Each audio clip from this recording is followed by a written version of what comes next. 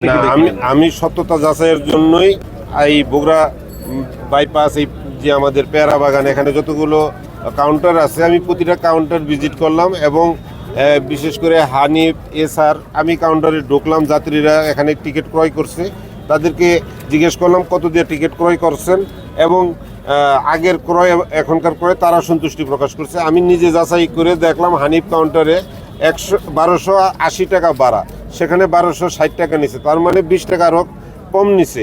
যাত্রী এবং যে কাউন্টার ম্যানেজার এবং দুজনের সাথে আমি কথা বললাম, তাতে আমার কাছে মনে হয়েছে যে এখানে কোনো অনিয়ম হচ্ছে এরকম পাই নাই।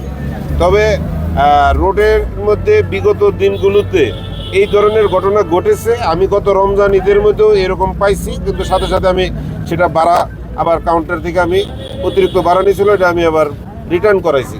কিন্তু এবার আমি যতটুকু ঘুরে দেখলাম যে এবার সঠিক মতন চলছে, কোনো বাড়তি ভাড়া নিচ্ছে এরকম আমি পাই নাই।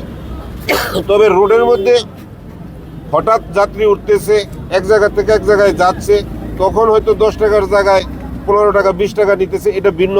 কিন্তু যারা নির্দিষ্ট গাড়ি, দূরপাল্লার গাড়ি চলে, তারা কিন্তু কাউন্টার থেকে টিকিট ক্রয় করে এবং গাড়ি এখানে আসে, তারা ওঠে। আমি প্রতিটা যাত্রী এবং কাউন্টার এবং বাসের সাথে যখন কথা বলে দেখলাম যে এই গাজীপুরের বগুড়া বাইপাসে এখানে বিশাল উত্তরবঙ্গের গাড়ির একটা মানে ওঠা নামার একটা জায়গা, এখানে অনিয়মের আমি কোনো কিছু পাই নাই।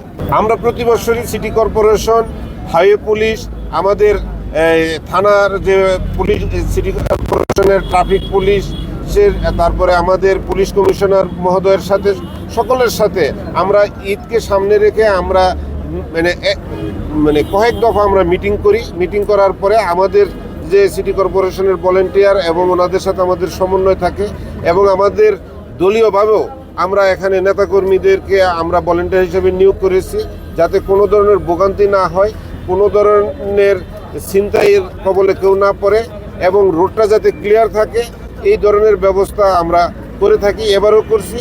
আমরা আশা করতেছি যে আজকের দিন পার হয়ে গেলে আমাদের মোটামুটি আর কোনো রাস্তার উপর ওইরকম চাপ থাকবে না। তবে আমরা সেই চাপটা কাটিয়ে উঠতে পারছি, আমাদের পুলিশ প্রশাসনের সহযোগিতা ছিল এবং সকলের সহযোগিতা ছিল।